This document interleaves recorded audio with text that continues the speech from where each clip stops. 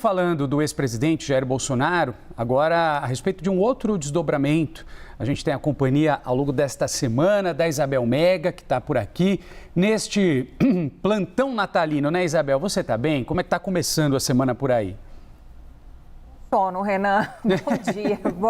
Boa semana para você. Estamos tentando religar os motores do plantão, né? A gente está numa tacada só desde a semana passada. E vamos juntos até o próximo sábado aqui no plantão também de Natal da CNN, porque você já viu aí, né, Renan? Notícia aqui em Brasília não falta. A máquina de notícias da capital federal não para momento algum. É isso, né? Boa semana para você também. Obrigado.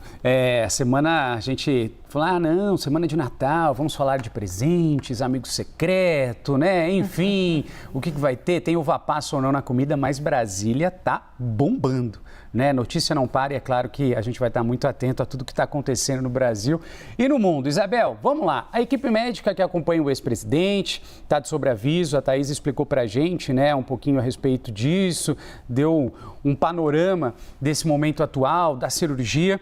E aí eu queria saber de você, né? Assim que existir um aval do STF para realização dessa nova cirurgia, parece que o procedimento deve acontecer de uma forma rápida, né? A gente sabe muito bem que também precisa de um parecer da PGR.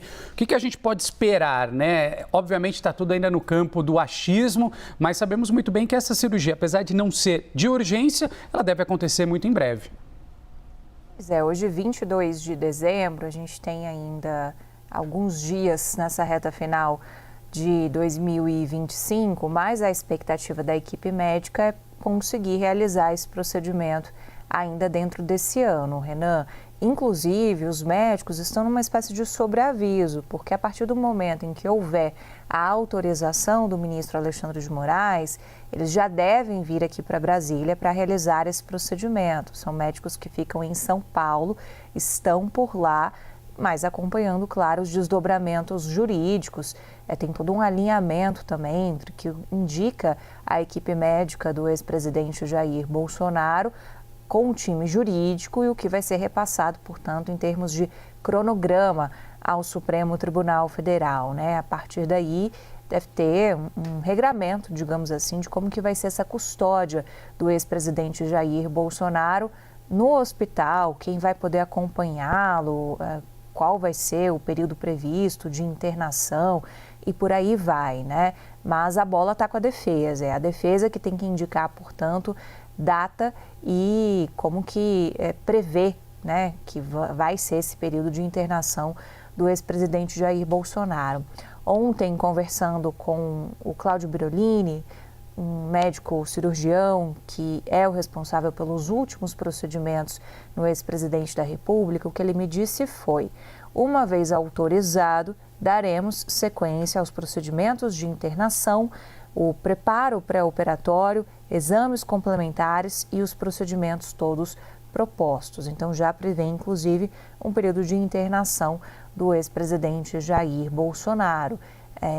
Eles estão só esperando realmente qual vai ser a autorização do ministro Alexandre de Moraes. A Thaisa estava comentando para a gente que ainda tem uma espécie de rito burocrático, né? Porque uma vez que a defesa apresentar esse cronograma, o pedido da data, o ministro Alexandre de Moraes vai despachar isso para a Procuradoria-Geral da República. Por que a gente tem essa certeza? Porque na decisão dele de sexta-feira ele já coloca isso como um passo seguinte, né? Então, é um passo esperado, mas o ministro também frisa isso na decisão dele. E aí, a partir daí, a PGR tem 24 horas para opinar sobre isso e depois esse assunto volta ao gabinete do ministro Alexandre de Moraes, que vai poder dar ou não essa autorização. Tudo indica que a autorização vai ser dada, mas tem esse ponto muito específico sobre o caráter emergencial ou não dessa cirurgia, Renan. A defesa entende que a cirurgia tem que ser realizada o quanto antes. A decisão do ministro Alexandre de Moraes ela é muito calcada na perícia da Polícia Federal. E a perícia da Polícia Federal indicou que sim, Bolsonaro precisa da cirurgia, mas de uma maneira eletiva, ou seja, de uma maneira não emergencial. Então é essa a expectativa que a gente tem para esse início de semana sobre aquilo que vai ser apresentado pela defesa em termos de data e aquilo que depois vai ser aceito também pelo ministro Alexandre de Moraes, para a gente entender se daria tempo ainda de, eventualmente, Bolsonaro passar o Natal no hospital ou não.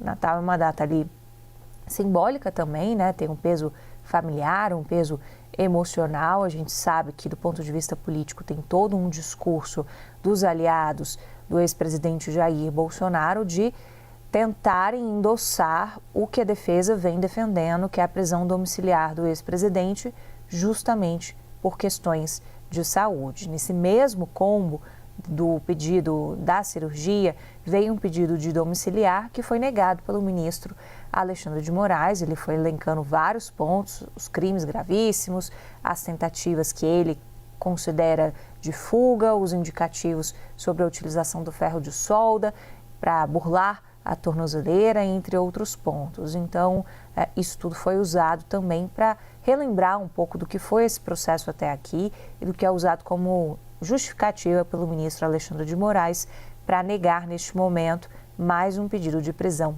domiciliar. Renan. Isabel Mega, bons cafezinhos, ninguém solta a mão de ninguém nesse plantão. Daqui a pouco a gente conversa. Valeu!